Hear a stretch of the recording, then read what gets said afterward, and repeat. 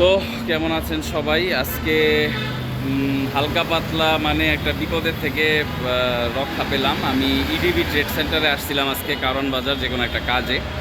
তো আমার বাইকটি আমি এখানে পার্কিং করি, একটু ডাইন সাইডে পার্কিং করি। তো পার্কিং করার ফলে কি হয়, যেটা সিকিউরিটি গার্ডের দৃষ্টিগোচরে থাকে। আচ্ছা, যাই হোক, তারপরেও আমি আমার সিকিউরিটি লকগুলো দিয়ে যাই। তো এইখানে যে বিষয়টা ঘটে, দুইটা ছেলে আসে, আইসা আমার বাইক নেওয়ার চেষ্টা করে হয়তোবা, কিন্তু তারা সাকসেসফুল হয় না। কিন্তু আমার দুইটা হেলমেট তারা নিয়ে যাওয়ার চেষ্টা করে। তো আমার এখানে একজন ভালো একজন আন্টি থাকার ফলে আমি বেঁচে যাই, আমার হেলমেটগুলো বেঁচে যায়।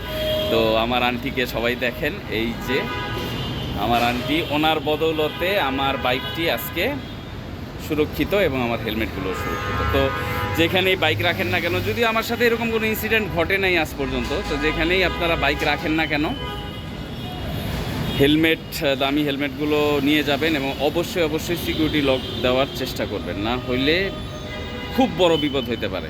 বিশেষ করে কারণ বাজার, হ্যাঁ, গুলিস্তান, যেসব জায়গায় পার্কিং বা সিকিউরিটির একটু কমতি থাকে, এসব জায়গায় একটু সিকিউরিটিগুলো আপনারা মেনটেন করবেন। তাহলে হবে কি, আপনার বাইকটা এবং আপনার গাড়িটা নিজেই সুরক্ষিত থাকবে। আমি আজকে দুইটা লক, কেন জানি আমি সকালে আমার মানে মনে হচ্ছিল আমি দুইটা লক করে গেছি। কেন জানি আমি সাধারণত দুইটা লক করি না। তো যাই হোক, আজকে দুইটা লক করে গেছি। আল্লাহ হয়তো আমার দিকে তাকাইছে, আজকে ভালো একটা মানে দিন ছিল হয়তো বা।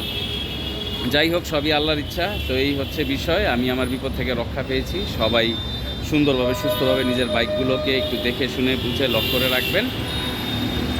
তো সবাইকে আল্লাহ হাফেজ।